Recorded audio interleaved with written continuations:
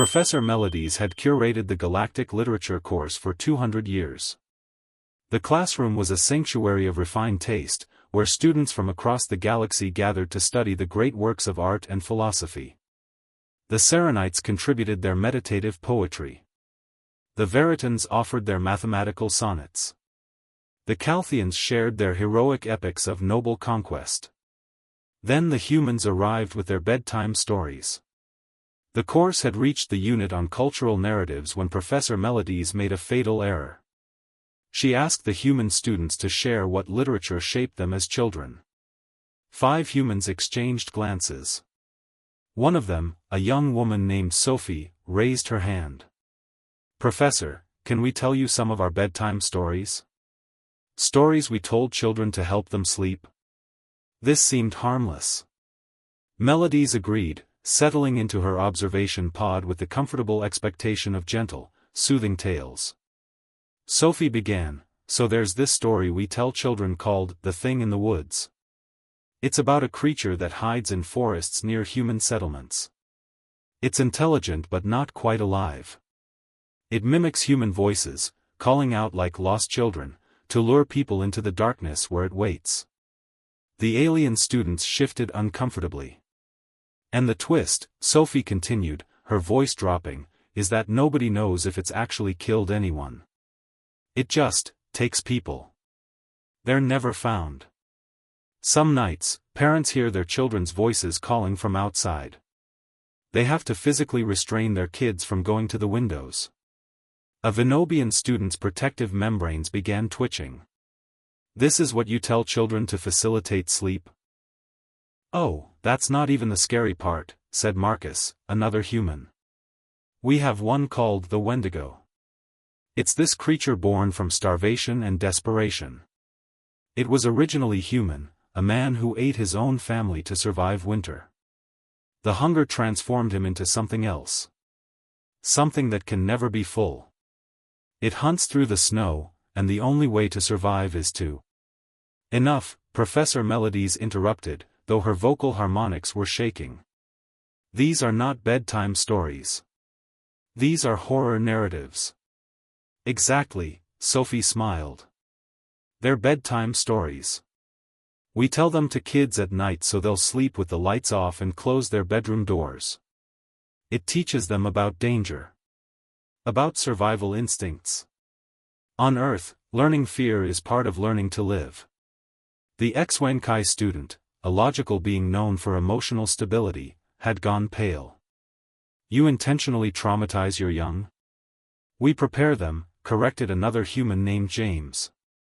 "We tell them about the dark so they're not surprised when it comes. Plus, we tell them before bed so their brains process it while they sleep. Helps integrate the lessons." Melodies found herself in an unprecedented position. She had devoted her career to studying literature as beauty, as artistic expression, as a window into the soul of civilizations. But these human narratives were none of those things. They were raw, visceral, designed to trigger primal fear responses.